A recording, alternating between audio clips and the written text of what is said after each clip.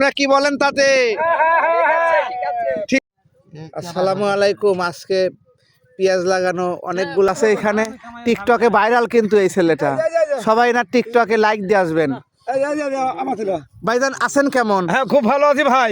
কতখানি লাগাইলেন পেঁয়াজ? 13 বিঘা 10 শতাংশ। 13 বিঘা 10 শতাংশ। যাই হোক, সবাই মন দিয়ে কাজ করেন। আসলে এই শীত আলহামদুলিল্লাহ রোদ দেখা গেছে, রোদের মাধ্যমে আজকে অনেক সুন্দর লাগছিল পরিবেশটা। রোদ আছে, এই কয়দিন ধরে অনেক কষ্ট করে পেঁয়াজ লাগাইছে। প্রচুর শীত ছিল, যেমন বাতাস তেমন শীত। দেখ দেখুন, দল বেঁধে কাজ করতে কিন্তু অনেক ভালো লাগে। অনেক লোক আছে এখানে, আমি যে আপনাদের ঘুরে ঘুরে একটু দেখাই। সবাই দেখুন,